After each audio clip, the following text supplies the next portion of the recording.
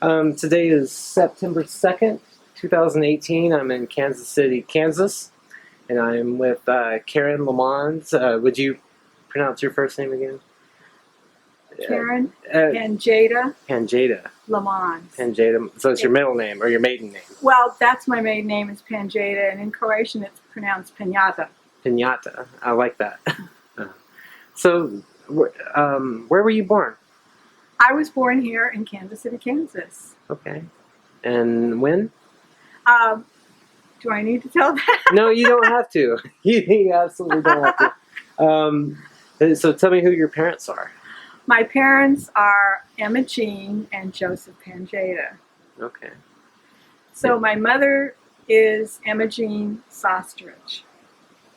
Pronounced Sostrich. It's a beautiful language. Mm-hmm. And were they born in this country? My mother was the first born in the United States of her family, of the Sostrich family. And your father married into the family? Yes. And is he Croatian as well? Absolutely. Yes. And did he live here in this community? In Kansas City, Kansas, St. John the Baptist Parish, and he lived on Strawberry Hill also. Wow, it sounds like a really close community. Can you talk about that? Very close. I think when the people came from Croatia, they settled in this area.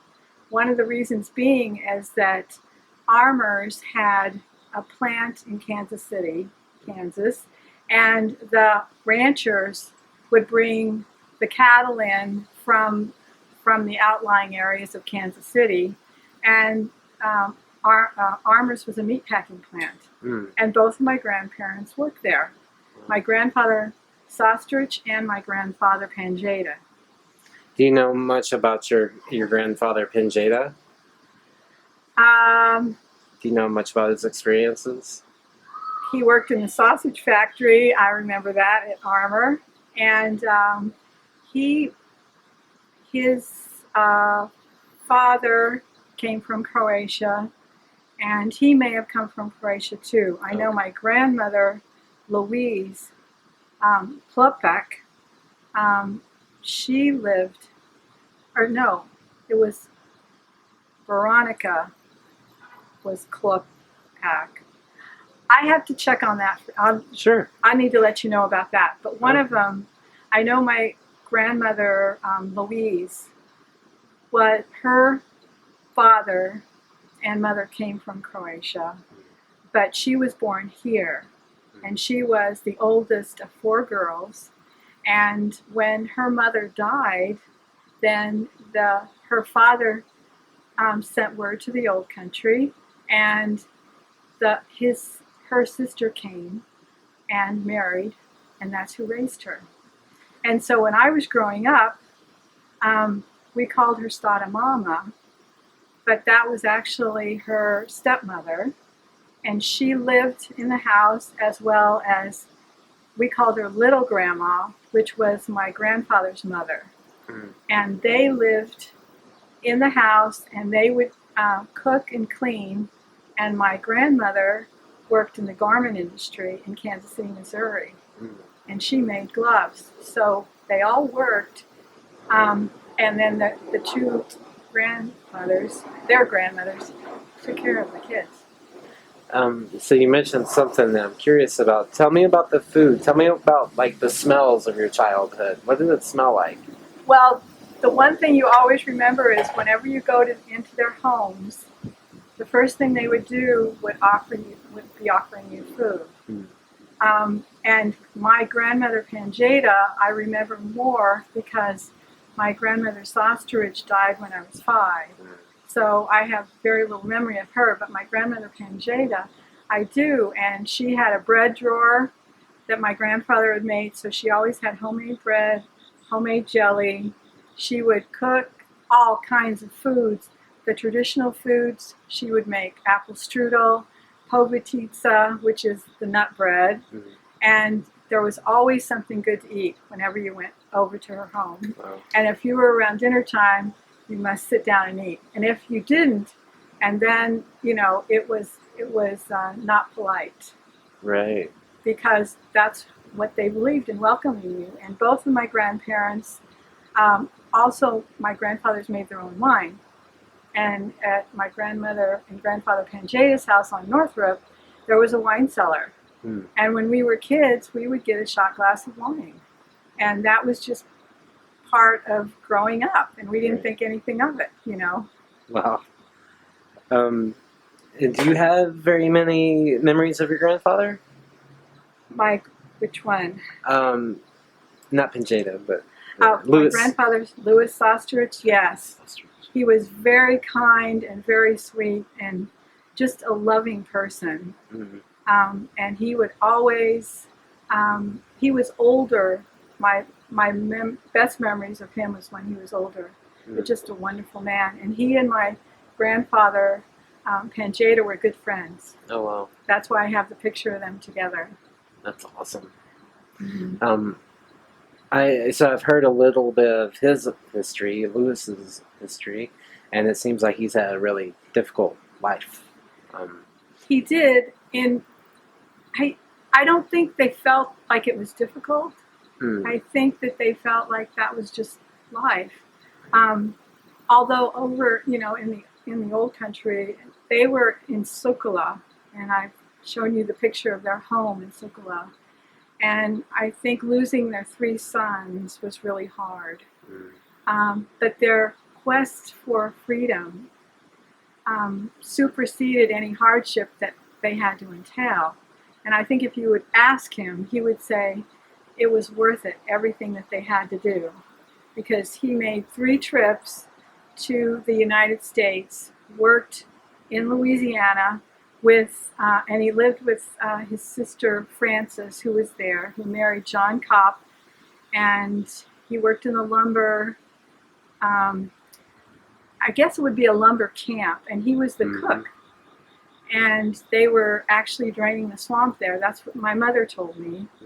And until he earned enough money to bring his family back. But in the meantime, World War I, he fought for Croatia and was taken prisoner of war. And as soon as the war was over, he took his family and they immigrated through Ellis Island. And my mother said that she never knew her grandparents because my grandmother Veronica was one of 9 children, and she was the only one that survived infancy. And so when she left to come to the United States with her family, her parents knew that they would never see her again. And she said that they died of a broken heart. And now, today, you can actually see scientifically they've proven that people can die of a broken heart. So I thought that was just a story that my mom was telling, but it could have been true, you know. Yeah. That could have very well been true because they never did. And they never went back. So she never knew them. But they came through Ellis Island, and the children were separated. And this I got from my Aunt Dorothy. The children were sent to one area. My grandmother Veronica was sent to another area, and my grandfather Louis was sent to another area. And they gave them health exams to see if they were healthy enough to come into the United States. But my Aunt Dorothy said she was scared that she would never see her family again. And they didn't speak the language, so they really didn't understand what was going on. And my grandmother Veronica had a bad heart, but they thought she had tuberculosis. And if she would have had tuberculosis, they wouldn't have let her come into the United States. But fortunately, she didn't. But so they were finally reunited. Wow.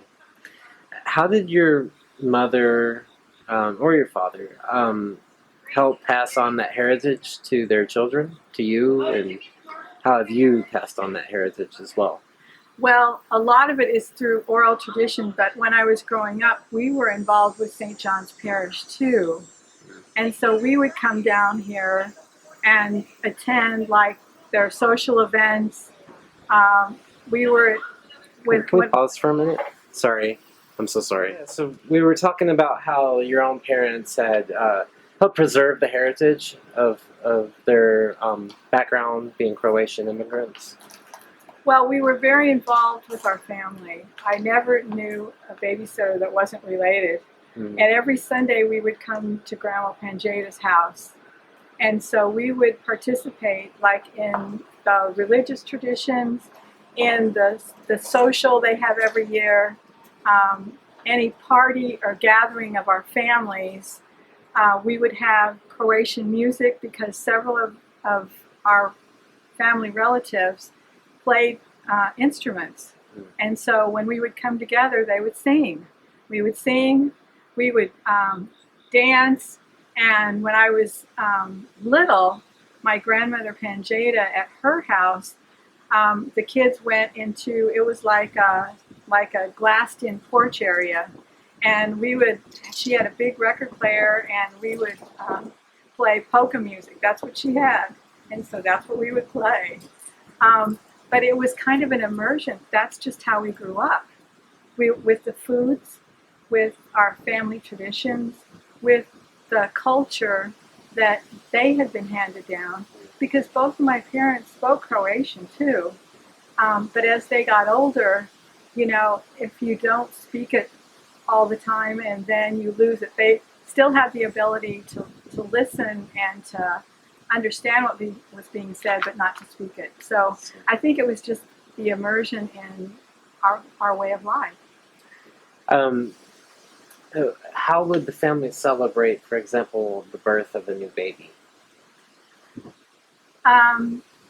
We would probably have a big party, and there would be food, Wow. And it would be a lot of the traditional foods. What are some of your favorite foods of that tradition? Like, what are your favorite foods that you would eat? I still love kielbasa, and in fact, I order it from LaMons, which is right on 6th Avenue here. And all of my children, even though we've never really lived in Kansas City, as soon as I was married, I moved out of the city, so we still order it and we still have it. And we sell it when we have Easter and Christmas and Thanksgiving. We always have kielbasa. So that's one of the things. Now, I also like povatitsa, and we'll have that. My children, not so much, but it's delicious. And my cousins actually make that, so they're carrying on the tradition. And strudel. Those are my favorites. What do you hope that your own children and their children will retain from the old culture that you love? I hope that they will have a sense of how hard and how valuable our freedom is. Our freedom to practice our faith, our freedom to live in a country, that we're so blessed with in the United States. I hope they'll have that sense of patriotism and a sense of family and a sense of their heritage.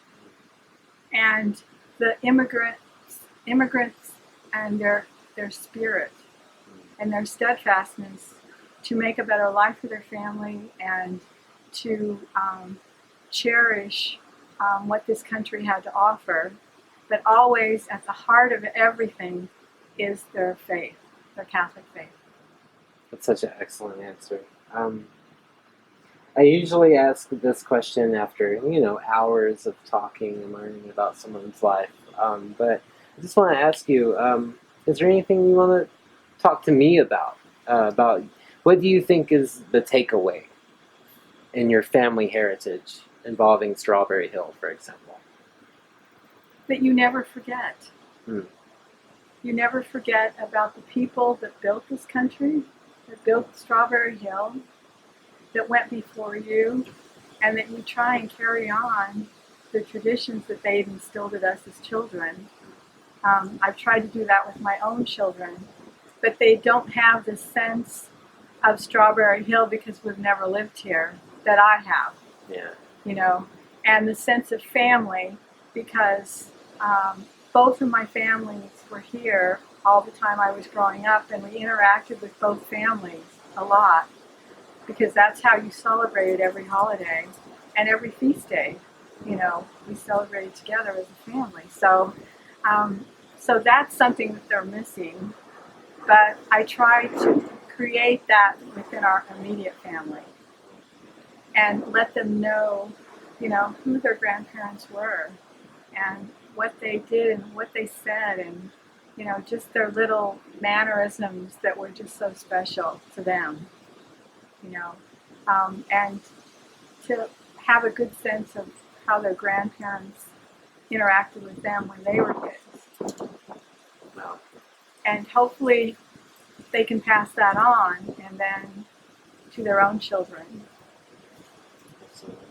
Well, Ms. LaMons, thank you for taking the time out of your busy family reunion and just kind of giving me a part or participating in your world and just inviting me into your stories.